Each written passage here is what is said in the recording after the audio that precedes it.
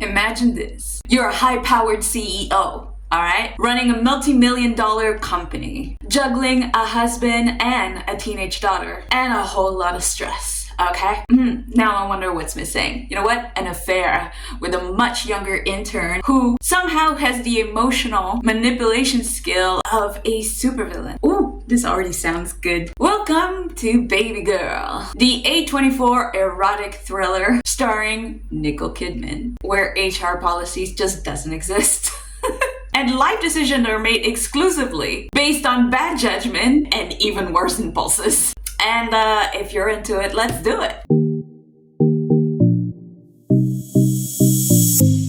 Hi, my name is Yuna and I talk about movies, series, documentaries, and everything in between. And today we're talking about BabyGirl, a movie directed by Halina Reijn. I don't know how you say her name. Anyways, it doesn't matter. It's the same woman that brought us Bodies, okay? So you already know that we're diving into complex dynamics and psychological chaos. Oh, I remember that movie. It's like the weird like comedy horror movie that has like Pete Davidson in it, right? Alright then you know how this one is going to feel. So this movie premiered in Venice, where Nicole Kidman walked away with the Best Actress award. And let's be honest, Nicole knows how to play a rich woman that's losing her mind better than any. Okay, excuse me, but Glenn Close, dare I say, Catherine O'Hara?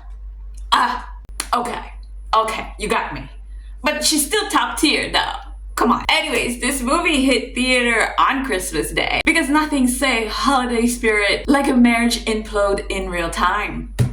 Wonderful, beautiful, Merry Christmas.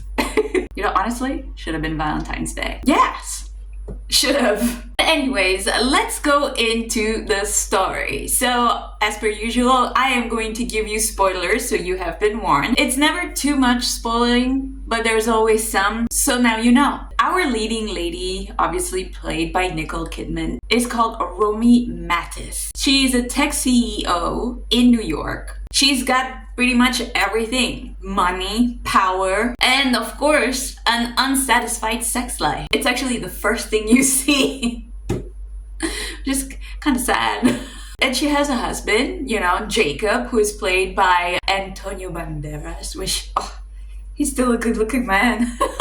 Who's actually very willing to play with her. Like, she's got a very nice, sweet, understanding husband. I don't know why she couldn't tell her. Anyways, I'm getting ahead. But I do have a sense or a feeling that Jacob could have been alerted to all these feelings very much early on. And I think he would have been okay with it. And then the movie ends. But yeah, okay. But anyways, he's a theater director, which now tells you everything about their financial status and basically the dynamic that Nicole Kidman and Antonio has. One day she's walking around just like one does and she almost gets attacked by a ferocious dog. But Samuel, an intern, played by Harris Dickinson, I have never seen this person in my life before. I feel like he's those like white boy nerdy guys, you know, who are like very methodic when it comes to like schmuck, you know, and they're kind of like nerdy about that too, because you'd be surprised there are boys out there like this. Oh yeah. So, you know, they're not like the most sorted out men after because of like, you know, the nerdiness and whatever. But if you were to get to know them, they're very like, because they're nerdy, so they're like nerdy about, and they want to know, you know, so they do a lot. In general, they're fun. That's what I'm gonna say. That's what he looks like, okay? Anyways, that guy, he swoops in like a knight in shining corporate armor and basically saves her from having the dog bite her, I guess. I don't know, would never know. What, does he like carry treats in his pockets or something? Oh, you know what? That's exactly what she said. And I guess he does, right? I would do the same. Like, how the hell do you calm down a dog that you've never met before? Unless you're like Caesar Milan. If it was Caesar Milan, I'd be like, okay, yeah, I get it. That makes me wonder if Caesar Milan is as twisted as this guy is. Anyways, no, wrong tangent. Focus, Yuna, focus. Turns out this man is the company's intern. And because fate is messy like that, you know how life be like, he happens to pick her as a mentor. And by mentor, I mean target, really. He just had decided that he would do calculated seduction move on this woman. You see it coming. You're like, this man has a plan, which is kind of weird. Because I've said this before in another video, where like, I feel like these last 2 years, there's been a lot of movies depicting the older woman struggle. Lots of like older women falling in love with younger men, a lot of woman resilience throughout ages, like The Substance or like The Last Showgirl. There seems to be a lot of this. Apparently older women feels like they need to be heard, or they think there's a target for us because, I mean, there's more of us now than ever. Older, successful, single women. Well, in this case, she's not single. You know what I mean? That trope of like, it's okay. You're still young. You can still be with a young man. You can still do stuff in your life. You're looking older, but it's okay. You're still beautiful. All of these things, I don't know where they're coming from. Coming out of all this, even though they have like the mentor-apprentice relationship things happening, Romy thinks she's in control. But Samuel, he got her clucked in. Like I said, he has a plan. He's even told her he holds the power because one phone call and he can ruin her entire career, family, etc. Which is pretty true. And instead of like running from this man as fast as she could, she pulls a Paris Hilton and she's like, oh yeah, that's hot. Really? Is she insane? I would be terrified, mortified. Oh my God. Right? I said the same thing. I was like, oh my God, no, I would run. Like if I was in a committed relationship and I could see that I'm being tempted by somebody else because they're doing all these double entendre, I'd be like, no, thank you. But I don't know, it depends. I mean, like I've never had a husband in my life, so I don't know how I would react after being with somebody for 15 years, 20 years. I know some people who would bend over pretty quickly. And eventually they do meet up at a hotel, which is like a really weird sort of situation. They have this back and forth of, I have the upper power, now I have the upper power. She's like, I can't believe you made me come here, and da-da-da. And I've only come here to like end things, to just tell you to stop this, right? But it's like, if you wanted to stop things, you wouldn't have gone all the way to the hotel. You obviously want this. And he knows that. So he plays along. And then there's his whole, yes, but no, but yes, but no. And eventually he gets her on her tum-tum and he does something because we can't see it, and she has like what I can only describe a very accurate portrayal of an orgasm. I was like, oh. This one, because most of the time, you know, the movies, they make it like prettier than it actually is, and this one I was like, oh yeah, I recognize that. And it's not any type of orgasm because she actually squirts. So, and for a woman to get there, you know, it takes practice. Not every man can do this, trust. So she's just, now she's addicted. She's hypnotized. She's onto him. And Samuel doesn't respect boundaries very much. At one point, he even shows up at her family country home saying like, hey, you forgot your laptop, and charms everybody in the family, which is a little bit disturbing. Because it's like, what are you trying to do here? And of course, this sends Nicole Kidman, Romy, enraged. She's like, do not do this. Do not come around my family. This isn't between you and me. It has nothing to do with them. Please just don't do this. You know, don't come around here. And then I guess he pretended to listen, because the next thing he does is crashes on her daughter's birthday party. And get this, he brings a date. And the date happens to be Esme, which is Romy's secretary, who's been asking for a promotion for a little while. So, man is playing with fire. And then plot twist. I mean, who would have thought? Esme's like, I know about the affair. Because I admire you, you're going to end it, and I'm gonna get a promotion now. Wait. So you're telling me that the side chick is blackmailing her? Oh, that is some next level office drama stuff. Ooh. Oh, she does. Girl, HR would have a field day with this movie. HR would be like, this is for us.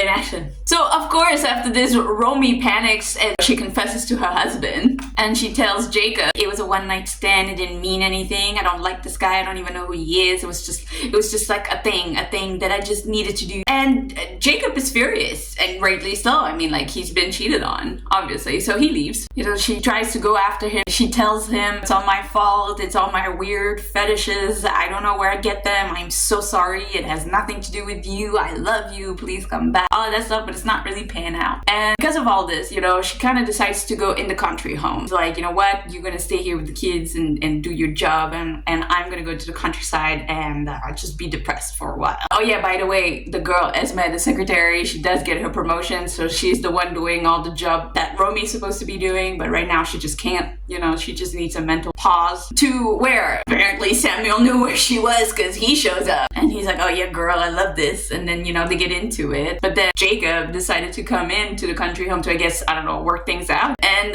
he sees them together. Well, they're not doing anything when he finds her, but they're together in the room and it's very suggestive, and he puts one and two together and is like, yeah. So they start fighting, obviously, and it doesn't go well because Jacob's a bit older and he's having a huge panic attack at this point. He's like, I can't handle this, it's just way too much stress. And guess who calms him down? Samuel. Having the boy that's doing your wife is the one helping you through a panic attack? That sucks. Yes, yeah, exactly my point. That's what I thought. I would be so, like, at the same time embarrassed and even more upset. I would be like, don't you come near to me. Don't you come, you're making my anxiety much worse. Go away. That would be my reaction. Like, I couldn't calm down while, like, the mistress would be trying to calm me down. But that's just me. It's a pretty intense scene. But anyways, after the panic attack happens and Jacob have finally calmed down, Samuel just gets up and leaves to never be seen again. Which is like weird. That's the ending of him. Like, okay. And then Romy and Jacob decide to like rekindle their marriage because just in their little fancy mind, they're like, let's pretend that this was not extremely toxic and we're just going to put it on the back burner. And Romy finally is able to get to the big O with her husband for like the first time apparently, because nothing says repair a marriage by reenacting what you did in your affair. Romance. Ah, so beautiful. And meanwhile, Samuel went to Japan for some reason or another, feeding treats the same dog that we saw at the beginning, which I guess, like, what, symbolism? I don't know. This movie to me was kind of weird. It was a lot. So obviously it has power, it's sexy, and it's just disturbing. And confusing. And it makes you question everybody's choices in the movie, including your own, for watching this. You're like, why? Why did I do this to myself? But Nicole Kidman did a great job. That's all that's really, her performance was awesome, I have to say. I mean, the real big O, like, wow. Like, she knows. Like, we all know. We all know when it looks real and we all know when it looks fake, okay? We know. Like Harry Met Sally? No. No. You think, but no. Also, like I said before, I have never met Mr. Harris Dickinson, and I noticed him there. So I guess that's something. He looks like he understood the assignment. I think I will remember him again. So that's a thing. That must be a good thing, no? Also, the one thing that I didn't really like at the beginning, does she want this? Or is this something sinister happening, like, behind it? Like, what is it? It's kind of confusing. I didn't like that so much. This kind of movie, I think, is for a particular audience. If you're an audience that like things like 50 Shades of Grey, which, by the way, this was supposed to be 50 Shades of Grey's, but role reversed, because she's like the high-power CEO and he's the intern, but at the same time, it didn't really, because he was still the one that was like on top. You know, and she was still bottom, so I don't know. It didn't do that for me. For me, it wasn't that. But some people say that's what it's supposed to be, but I don't think that's what it was. But anyways, and if you like things like 365 Days, I only liked it because of the guy, honestly. Like, you know, the movies are not that great, the storylines are not that great, but oh my god.